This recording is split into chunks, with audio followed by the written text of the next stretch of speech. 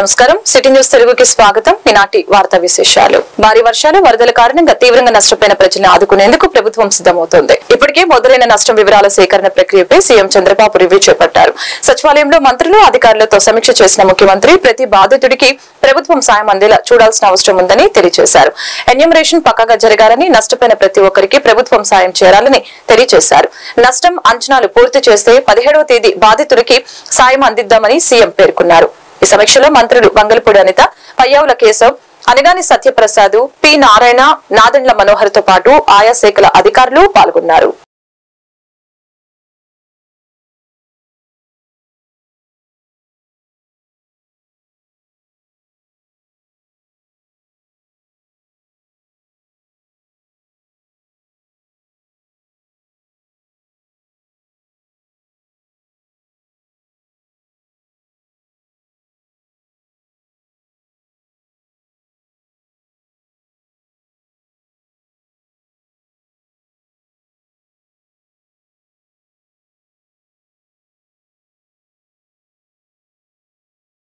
కాకినాడ జిల్లా నాగులపల్లి నుంచి రమణక్కపేటకు ట్రాక్టర్లు వెళ్లి ఏలూరు ముంపు ప్రాంతాలను వైసీపీ అధినేత జగన్ పరిశీలించారు. ఏలూరు వరద ముంపు ప్రాంతాల పరిశీలన అనంతరం మాజీ సీఎం జగన్ ప్రెస్ మీట్ నిర్వహించడం జరిగింది. చంద్రబాబుకు మానవతా విలువలు తెలిసి ఉంటే ఒక స్పెషల్ ఆఫీసర్ ని నియమించేవారని అన్నారు.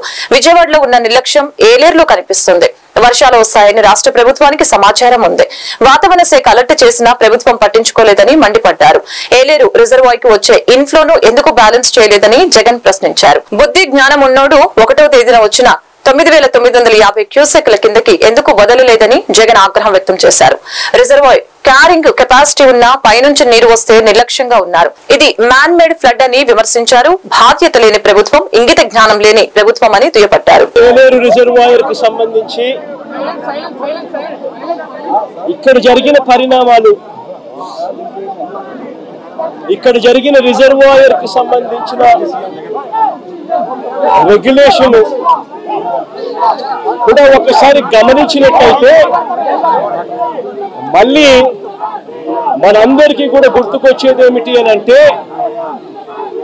సాక్షాత్తు గతంలో మనం ఏదైతే చూసామో విజయవాడ ఏ మాదిరిగా అయితే అతలాకుతలమైందో అదే రకమైన మోడస్ ఆపరెండా, అదే రకమైన నిర్లక్ష్యం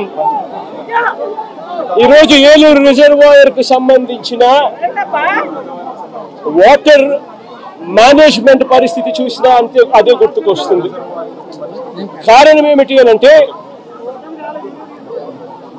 సైక్లోన్ వస్తుంది, డీప్ డిప్రెషన్ కింద కన్వర్ట్ అవుతుంది, భారీగా వర్షాలు పడతాయి అని రాష్ట్ర ప్రభుత్వానికి ఇన్ఫర్మేషన్ ఉంది. రాష్ట్ర ప్రభుత్వానికి 31వ తారీఖునే ఈ రకమైన ఇన్ఫర్మేషన్ రాష్ట్ర ప్రభుత్వానికి ఉంది.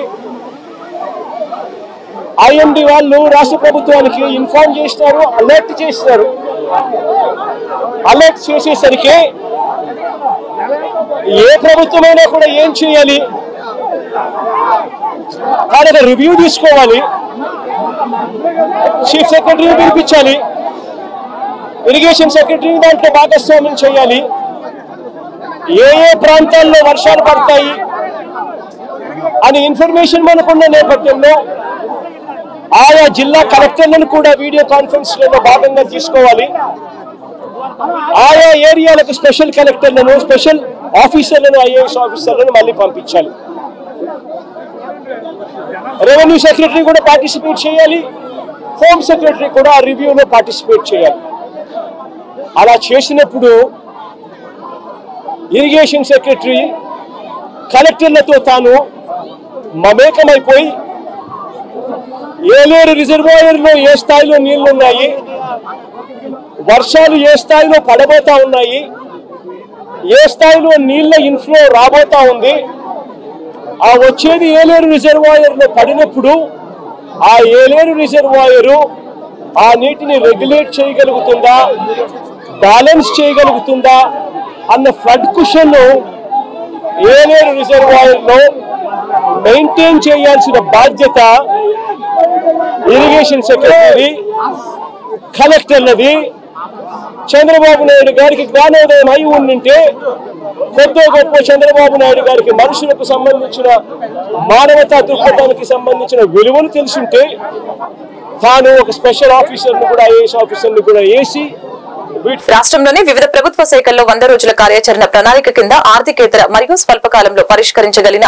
అంశాలను వేగవంతంగా పూర్తి చేసేందుకు వెంటనే ఆయా శాఖలు తగిన చర్యలు తీసుకోవాలని ప్రభుత్వ ప్రధాన కార్యదర్శి నీరబ్ కుమార్ ప్రసాద్ ఆదేశించారు. 100 రోజుల కార్యాచరణ ప్రణాళిక అమలుపై శుక్రవారం రాష్ట్ర సచివాలయంలో వైద్య ఆరోగ్య హోం జీఏడీ న్యాయ దేవాదాయ ధర్మాదాయ ప్రణాళిక ఎక్సైజ్ జల వనరులు ఇంధన వ్యవసాయ సహకార పశు సంవర్ధక మత్స్య గ్రామ వార్డు సచివాలయం సాంఘిక బీసీ మైనార్టీ ఈబీసీ సంక్షేమం చేనేత జౌలి శాఖకు సంబంధించిన ప్రాధాన్యత అంశాలు ముఖ్యంగా 100 రోజుల్లో పరిష్కరించగలిగే ఆర్థికేతర పరమైన అంశాలకి సంబంధించిన సమీక్షించారని తెలిపారు. అనంతరం శాఖల వారీగా 100 రోజుల్లో పరిష్కరించదగ్గ ప్రాధాన్యత అంశాలపై వెంటనే తగిన చర్యలు తీసుకోవాలని సీఎస్ నీరబ్ కుమార్ ప్రసాద్ ఆదేశించారు.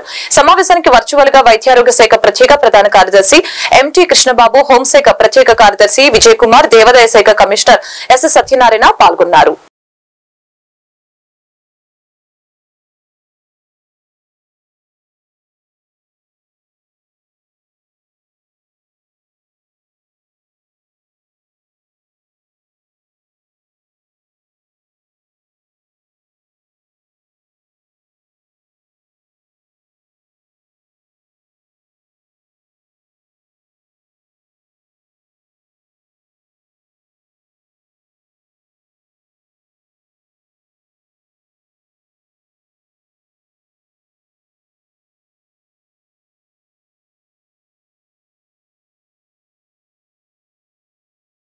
బాపట్ల జిల్లా పరచూరు నియోజకవర్గం చినగాంజం మండలం గొనసనపూడి గ్రామానికి చెందిన యువ పారిశ్రామికవేత్త విక్రమ్ నారాయణరావు మరియు వారి కుటుంబం తరపున విజయవాడ వరద బాధితుల ఆర్థిక సహాయార్థంగా సీఎం రిలీఫ్ ఫండ్ కి 1,55,55,000 రూపాయల 555 రూపాయలని చెక్కును రాష్ట్ర రెవెన్యూ శాఖ మంత్రి అనగాని సత్యప్రసాద్ ఆధ్వర్యంలో సీఎం చంద్రబాబుకు అందజేశారు. ఈ సందర్భంగా విక్రమ్ నారాయణరావు మీడియాతో మాట్లాడారు.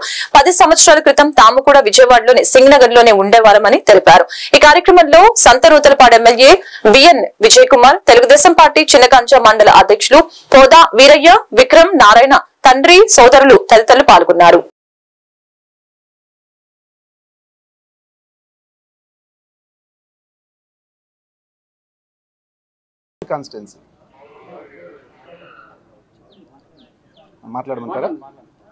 నమస్తే అండి, నా పేరు విక్రమ్ నారాయణరావు.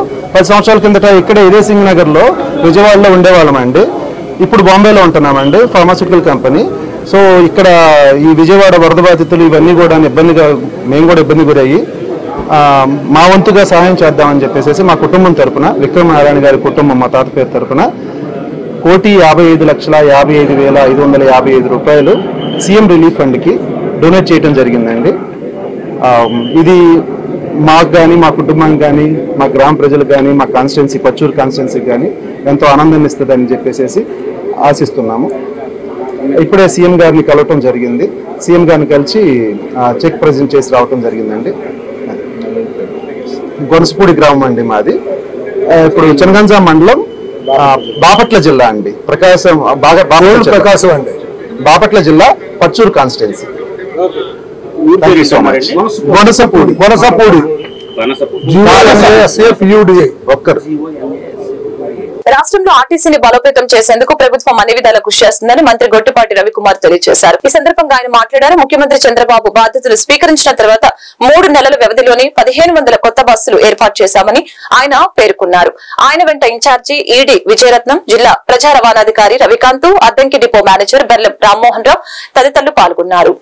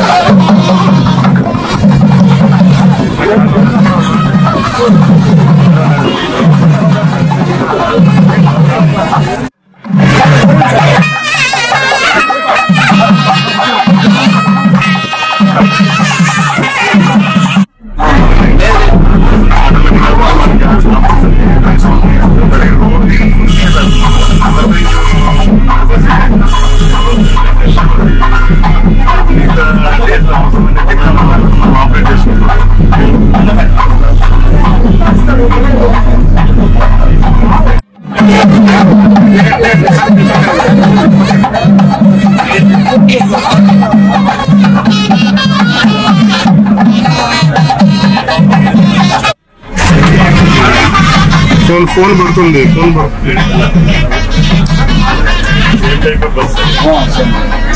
సార్ వెనక్కి రావాలి.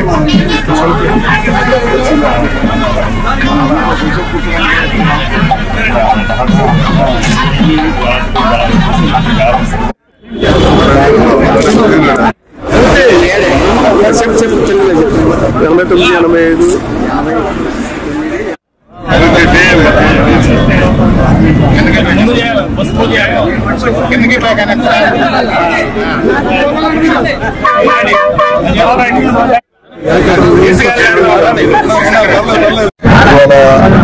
మన అద్దెకు బస్ స్టాండ్ కి 2 సూపర్ లగ్జరీ బస్సులు ఇవ్వటం జరిగింది. ఇవి కాకుండా మరొక 2 కూడా తొందరలోనే వస్తాయి. మొత్తం 13 లక్షల కిలోమీటర్లు దాటిన బస్సులన్నింటినీ కూడా ప్రభుత్వం రీప్లేస్ చేయాలి, కొత్త బస్సులు ఏర్పాటు చేయాలి అని చెప్పి ఉద్దేశంతో వాళ్ళ మన అద్దెంకులో 12 బస్సులు, ముఖ్యంగా లగ్జరీ బస్సులు కానీ, సూపర్ లగ్జరీ బస్సులు కానీ, ఎక్స్ప్రెస్ బస్సులు కానీ ఇవన్నీ కూడా ఇవ్వడం జరిగింది. ఇవి కాకుండా మరొక 12 బస్సులు ఇవన్నీ మంత్రి గారిని, ముఖ్యమంత్రి గారిని రిక్వెస్ట్ చేశాను. అది ఈడీ గారి వీళ్ళందరూ కూడా ప్రపోజల్ తొందరలోనే చేస్తామని చెప్పి అన్నారు. మళ్ళీ చంద్రబాబు నాయుడు గారు ముఖ్యమంత్రి అయిన తర్వాత కొత్తగా మళ్ళీ బస్సులు కావాలి. చాలా ఆర్టీసీ నిర్వీర్యం అయిపోయింది గడిచిన 5 సంవత్సరాల్లో. మళ్ళీ గ్రామీణ ప్రాంతాల్లో మళ్ళీ ఆర్టీసీని పూర్వవైభవం తీసుకురావాలనే ఉద్దేశంతో మళ్ళీ కొత్త బస్సులు తీసుకురావడం కానీ, కొత్త బస్ స్టాండ్స్ అన్ని కూడా మళ్ళీ ఏ విధమైన సమస్యలు వాటి కూడా తెలుసుకొని రాబోయే రోజుల్లో కంప్లీట్ గా రెక్టిఫై చేసుకుంటా ఆర్టీసీ ముందుకు తీసుకెళ్లాలంటే ఈ ప్రభుత్వం ఉద్దేశం. బాపట్ల జిల్లా పరచూరు నియోజకవర్గం చినగాంజ మండలానికి చెందిన దేవరకొండ సుబ్బారావు ఇటీవల చిలకలూరుపేటకు చెందిన కానిస్టేబుల్ మా ఇంటికి వచ్చి నన్ను, నా పిల్లల్ని ఎస్ఐ గారు రమ్మంటున్నారని కారులో తీసుకుని పోయి ఈ ఇంట్లో నిర్బంధించారని తెలిపారు. వీరితో పాటు ప్రైవేట్ వ్యక్తులు జతగలిపి మమ్మల్ని తీవ్రంగా హింసించి మా ఊర్లో ఉన్న 16 సెంట్ల స్థలాన్ని వారి పేరుపై కొన్ని దస్తావేజులపై సంతకాలు చేయించుకున్నారు. అనంతరం జరిగిన విషయం గురించి మా కుల పెద్దలకు చెప్పగా వారు స్పందించి జిల్లా స్థాయి అధికారులకి రాతపూర్వక ఫిర్యాదును చేశారు. కలెక్టర్ కి సైతం స్పందన కార్యక్రమంలో ఫిర్యాదును సమర్పించాము. అయినప్పటికీ మాకు న్యాయం జరగకపోవడంతో మీడియా ముందుకు వస్తే న్యాయం జరుగుతుందని భావించి వచ్చామని తెలిపారు. నమస్కారం అండి. మాది చినగంజం మండలం, చినగంజం గ్రామం, సోపిరాల అనే గ్రామంలో ఉంటున్నాము. నాకు 3 ఆడపిల్లలు. నేను ఎస్టీ ఇరుకుల. 6వ తారీఖు మధ్యాహ్నం 2:45 మా పిల్లలు మేము ఇంట్లో భోజనం చేస్తున్నాము. అదే టైంలో చిలకలూరుపేట నుంచి మధు అనే కానిస్టేబుల్, సుబ్రహ్మణ్యం అనే కానిస్టేబుల్ ఇద్దరు మా ఇంటికి వచ్చారు. చినగంజం ఎస్ఐ గారు మిమ్మల్ని పిలుస్తున్నారని చెప్పి ముందు మా ఇంట్లో నుంచి నన్ను బయటికి పిలిచారు. నేను అన్నం చేస్తుంటే బయటకు వచ్చాను. నా వెంట మా పాపాళ్ళు ఇద్దరు, గాయత్రి, మౌనిక ఇద్దరు వచ్చారు. వచ్చేసరికి కారు ఎక్కండి, ఒక మాట మాట్లాడొద్దు అని అన్నారు.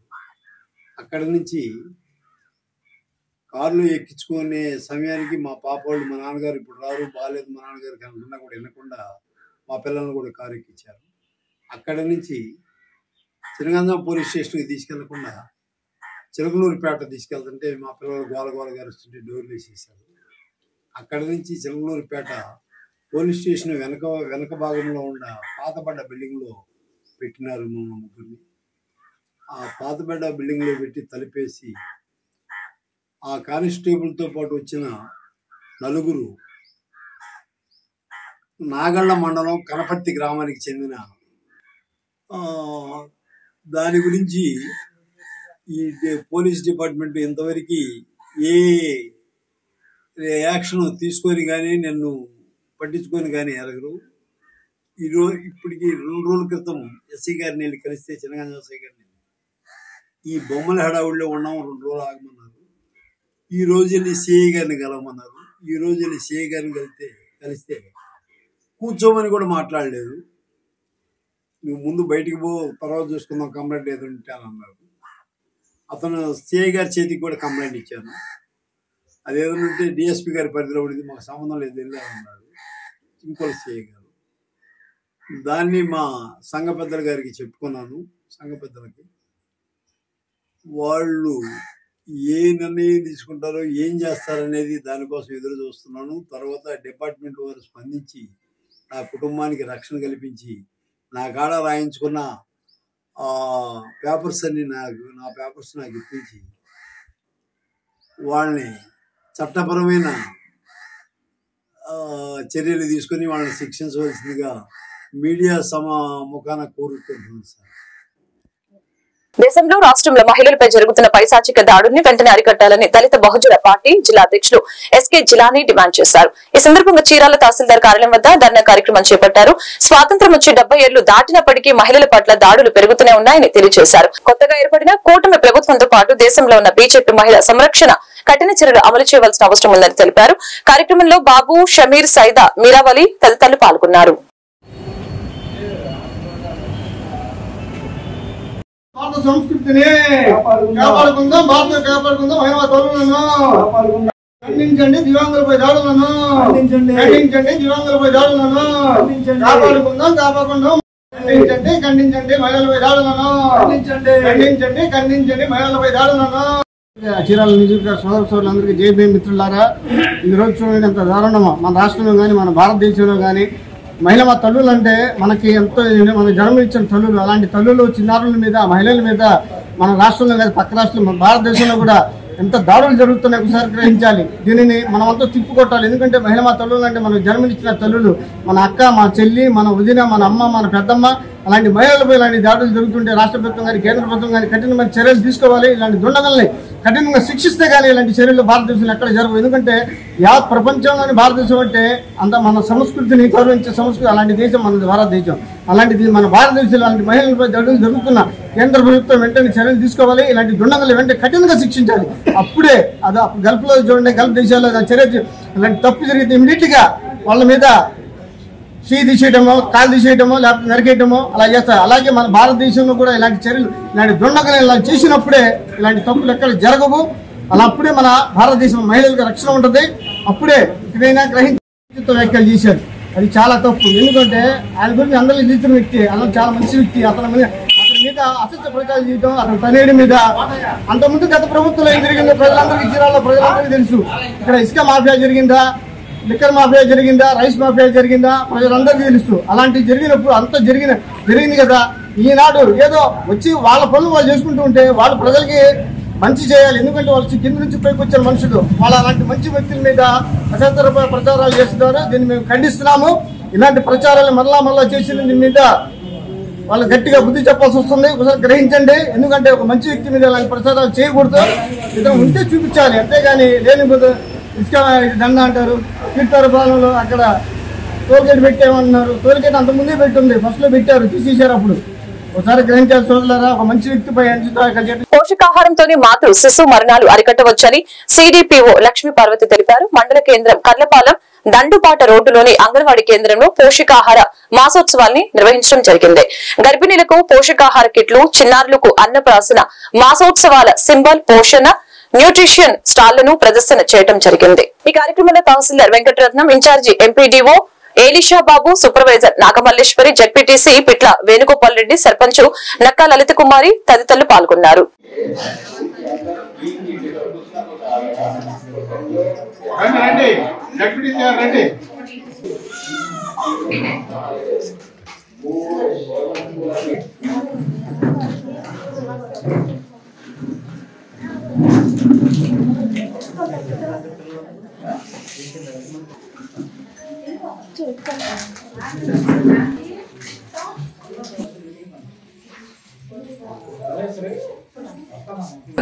తెలుగులో చెప్పాలంటే ఐసిడిఎస్ సింబల్.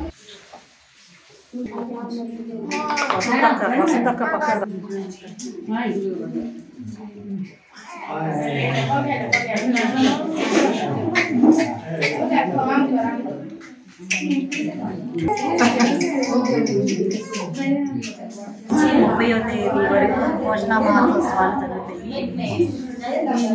మనము గ్రామస్తుల్లో అందరికీ అవేర్నెస్ కల్పించడం,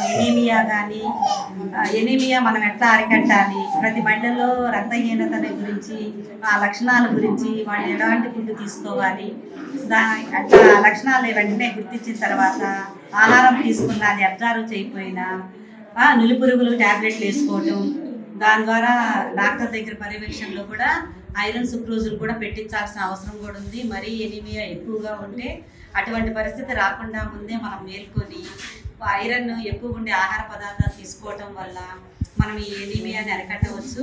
ఎక్కువగా మునగాకులో ఐరన్ ఎక్కువగా ఉంటుంది. దీనివల్ల మనం వ్యాధులు నివారించవచ్చు. గ్రామంలో మునగాకు ఈజీగానే దొరుకుతాయి కాబట్టి మా అంగన్వాడీ కార్యకర్తలు మునగాకుతో చేసిన ఆహార పదార్థాలు కూడా డెమాన్స్ట్రేషన్ చేస్తున్నారు. మునగాకుని కూడా మీరు కూరలా ఉపయోగించుకోవచ్చు, లేదంటే నీడలో మునగాకుని అంటే ఎండబెట్టుకొని పొడి రూపంలో తీసుకొని కూరల్లో వేసుకున్నా కానీ దాన్ని అరికట్టవచ్చు. ఇది ఇంటిలోపాది ఈ పౌష్టికాహారంలో జరిగిన అంటే విటమిన్ ఫుడ్స్ ఎట్లా తీసుకోవాలని కానీ మా సూపర్వైజర్లు అందరూ వివరించి ఉన్నారు.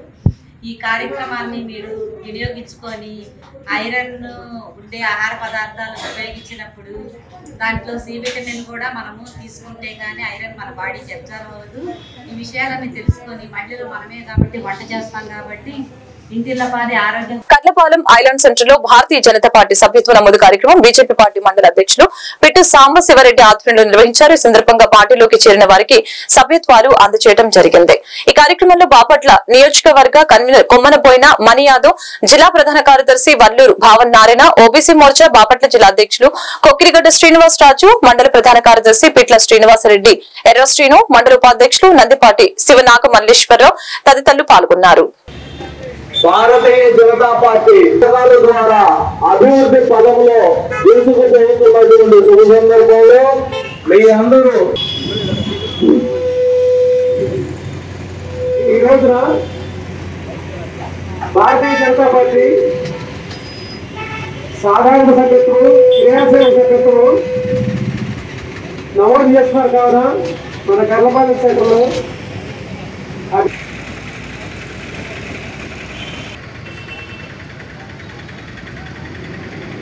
రిజిస్ట్రేషన్ చేయబడుతుంది. మీ సభ్యత్వాన్ని కూడా రిజిస్ట్రేషన్ చేసుకుని తద్వారా భారతీయ జనతా పార్టీకి మరియు మన భారతదేశానికి సంబంధించినటువంటి అన్ని విధాల అభివృద్ధి పదవులో భాగస్వాములు కావాలని కోరుతూ ఉన్నాము. కాబట్టి కర్లపాలెం గ్రామ ప్రజలకు విజ్ఞప్తి, ఇక్కడ భారతీయ జనతా పార్టీ యొక్క ప్రాథమిక సభ్యత్వం రిజిస్ట్రేషన్ చేయబడుతుంది. మీ అందరూ రిజిస్ట్రేషన్ చేసుకోవాల్సిందిగా కోరుచున్నాము. మనవి విజ్ఞప్తి. భారతీయ జనతా పార్టీ ప్రభుత్వం ఢిల్లీలో పరిపాలన చేస్తున్నది. ఈ చేస్తున్నటువంటి మనందరికీ తెలుసు. రాముడు పుట్టిన చోట రామ మందిరం నిర్మాణం చేసి 500 సంవత్సరాల నాటి రామాలయం చేసి గౌరవించినటువంటి పార్టీ. అలాగే ఇవాళ హిందువులకి చేయుతులకి కాశ్మీర్ లో ఇవాళ తిరిగి 370 ఆర్టికల్ తీసేసి రిజర్వేషన్ కల్పించి ఎన్నికలు జరుపుతున్నారు. కాబట్టి అటువంటి బలమైన పార్టీ భారతీయ జనతా పార్టీ. అంతేకాదు 5వ స్థానంలో ఉన్నటువంటి ఇవాళ ఆర్థిక పరిస్థితిని 3వ స్థానానికి తీసుకొచ్చేందుకు విశేషమైన కృషి జరుపుతున్నాడు నరేంద్ర మోడీ గారు. ఆ రకంగా భారతీయ జనతా పార్టీ ఏదో హిందువులకు మాత్రము లేకపోతే ఒక మతానికే కాదు, ఇవాళ మైనారిటీ మహిళల యొక్క కన్నీరుకి వాళ్ళకి ట్రిపుల్ తలాకులు కూడా రద్దు చేసి ఈ రంగంలో వాళ్ళకి కూడా చేయూతలు చేశారు. అలాగే విచక్షణ లేకుండా మతము వర్గం లేకుండా అందరికీ కూడా ఈరోజు రేషన్కి మన గ్రామాల్లో మనందరికీ కూడా ఉజ్వల పథకం ద్వారా సిలిండర్లు కూడా అన్ని సహకారం చేస్తున్నారు. కానీ ఇటువంటి భవిష్యత్ గొప్ప పార్టీ. కట్లపాలెం తెలగపాలెంలోని రామాలయం వద్ద వినాయకునికి ఈ రోజు ప్రత్యేక హారతి పూజలు నిర్వహించడం జరిగింది. ఈ కార్యక్రమంలో చిలకల సురేంద్ర, సోమన సురేంద్ర, అడపాల ఏడుకొండలు, భూదేవి గోపి, కోటాకిల్, ఆకుల సోమశేఖర్, రాజా, ఉప్పే నరసింహారావు, సోమన శ్రీనివాస బాబు, ఆకుల సాంసరావు, ఆకుల నాగరాజు తదితరులు పాల్గొన్నారు.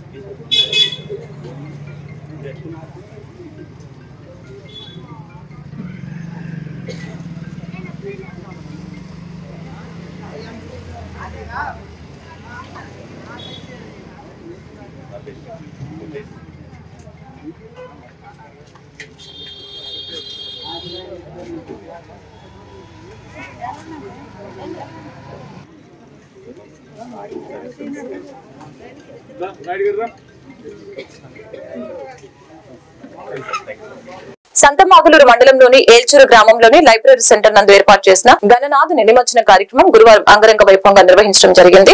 ఊరేగింపు సందర్భంగా ఎలాంటి అవాంఛనీయ సంఘటనలు జరగకుండా సంతమాగులూరు సీఐ వెంకట్రావు, ఎస్ఐ పట్టాభి రామయ్య బందోబస్తు ఏర్పాటు చేశారు. కార్యక్రమంలో టీడీపీ మండల నాయకులు దుధ్యాల చినగాలయ్య, తాత్కాలికం దేశింగురాజు, టీడీపీ జనసేన కూటమి నేతలు పాల్గొన్నారు.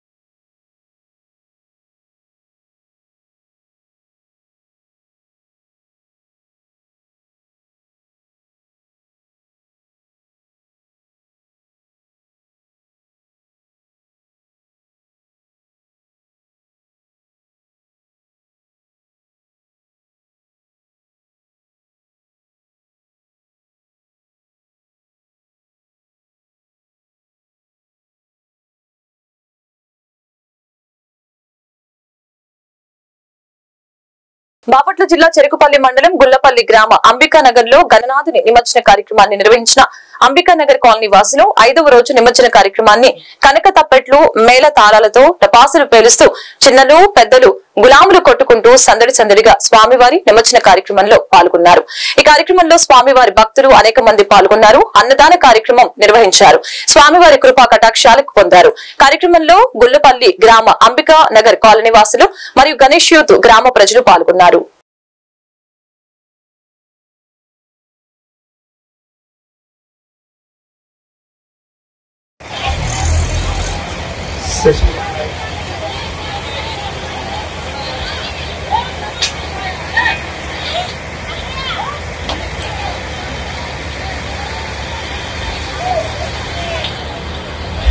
జై గణేష, జై జై గణేష. మన గుల్లపల్లిలో శ్రీ గణేష్ యూత్ వారు రెండోసారి గణేష మహోత్సవాలు నిర్వహించారు. అనంతరం ఇప్పుడు ఈరోజు లడ్డు వేలంపాటతో ముగించుకుని స్వామివారిని అంగరంగ వైభవంతో నిమజ్జనానికి చేస్తారండి. జాగ్రత్త, తీగలు ఉన్నాయండి, చూసుకోండి. కొంచెం ముందుకెళ్ళి వేసేవాళ్ళు ఎవరి కొంచెం ముందుకెళ్ళాలి.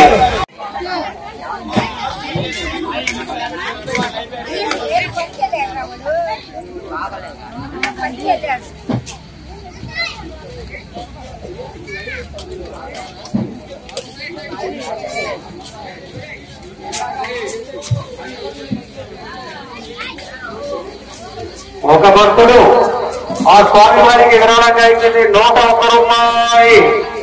వారిని, వారి కుటుంబాన్ని ఆ విఘ్నేశ్వరుడు ఆయన ఆరోగ్య భోగభాగ్యం నుంచి వెళ్ళాలన్నా తలగా కాపాడమని కోరుతున్నాం.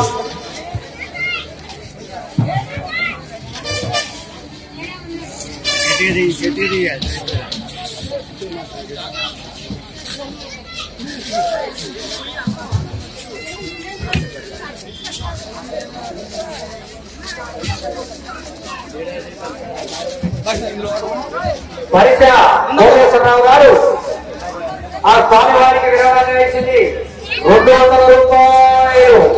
వారికి ఈ వార్తలు ఇంతటితో సమాప్తం. మరొక బులెటిన్ మళ్ళీ కలుద్దాం. నమస్కారం.